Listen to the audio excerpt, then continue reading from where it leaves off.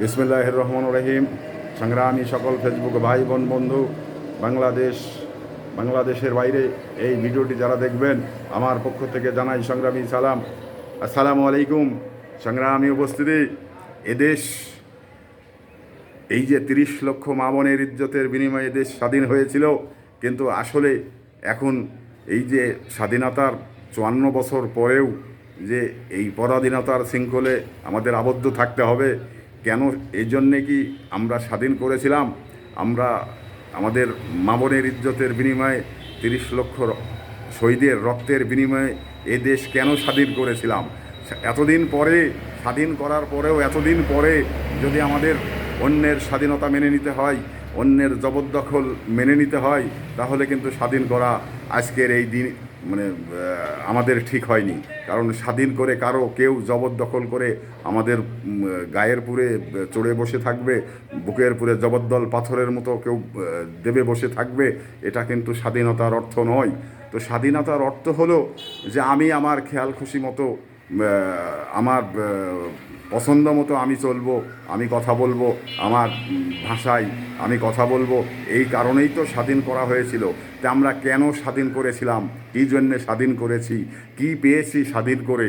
আজকে এই পরাধীনতার শৃঙ্খলে আমাদের এখনও এতদিন পরে আবদ্ধ থাকতে হচ্ছে। তো সংগ্রামী উপস্থিতি, এই যে আজকে ২০ বছর ধরে যে বাংলাদেশের মানুষ ভোট দিতে পারেনি, এই যে একটি দুর্বিষহ যে জ্বালা ভিতরে প্রত্যেকটি মানুষকে কুরে কুরে খাচ্ছে, এই বেদনা মানুষকে সহ্য করার মতো মন মানসিকতা মানুষের আসলে কতটুকু আছে আমি জানি না। তো এই এতদিন পরে এই ঘটনার মুখোমুখি আমাদের কেন হতে হবে? তো সংগ্রামী উপস্থিতি, আমরা আমাদের নিজস্ব ভাষায়, নিজের স্বাধীনতায় কিন্তু আমরা কথা বলতে চাই এবং চলাফেরা করতে চাই। তো সেই জায়গা থেকে আমাদের কিন্তু এটা থেকে বঞ্চিত করা হচ্ছে।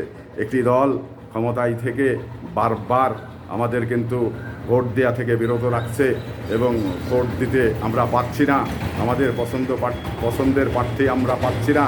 যার কারণেই এই যে স্বাধীনতার যে ৫৪ বছর পরেও আজকে এই জ্বালাতে আমাদের কিন্তু জ্বলতে হচ্ছে।